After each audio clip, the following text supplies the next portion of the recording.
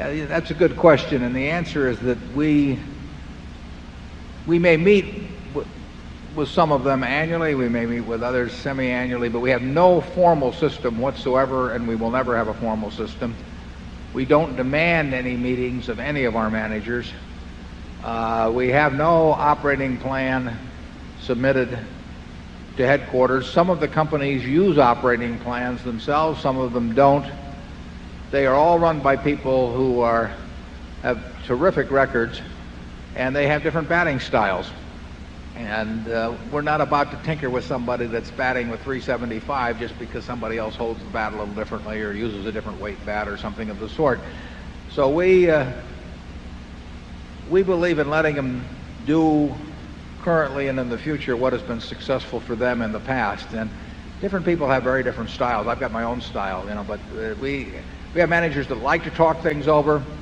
We have other managers that like to go their own way. And we have managers that have a by-the-book approach, which works well. We have other managers that wouldn't dream of that. We have managers that, most managers probably have monthly statements of financials. We have other managers that don't. And that really isn't a problem. What we want to have is good managers.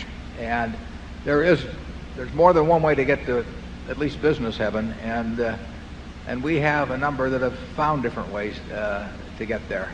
So we have never imposed. We have certain requirements because we're a public company, and SEC requirements and Internal Revenue Service coordination. But we have never imposed anything from the top on any of the operating managements. We have MBAs running companies. We have people that never saw a business school. And talent is the scarce commodity. And when you find talent and they've got their own way of doing things, we're delighted to have them do it. More than letting them have them do it. We want them to do it their way. We don't want to change them. Charlie? Yeah, the truth of the matter is that we have decentralized power in the operating businesses to a point just short of total abdication. And we don't think our system is right for everybody.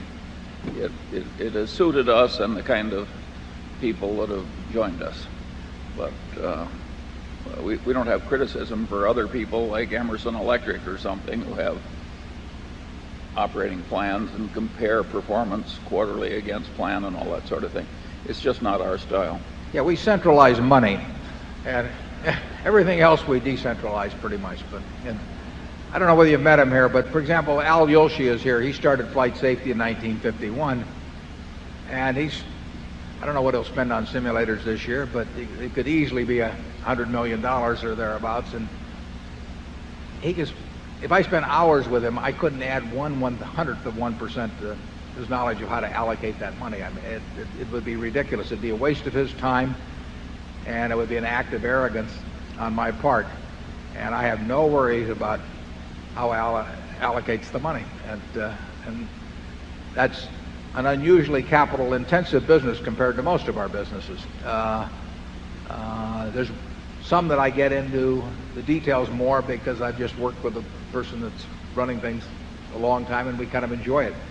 Ajit and I talk virtually every night about the reinsurance business. I am not improving the quality of his decisions at all, but it's an interesting game, and I like hearing about it, and he doesn't mind talking about it, so we talk them over. But that's just a matter of personal chemistry. And as we add managers, we will adapt to them. We adapt our accounting systems to a degree to them. Now we do have certain requirements that result from the SEC and IRS, but we don't. Our managers know their businesses, and they know how to run them.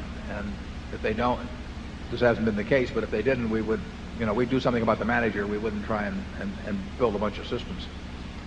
Zone 6, please.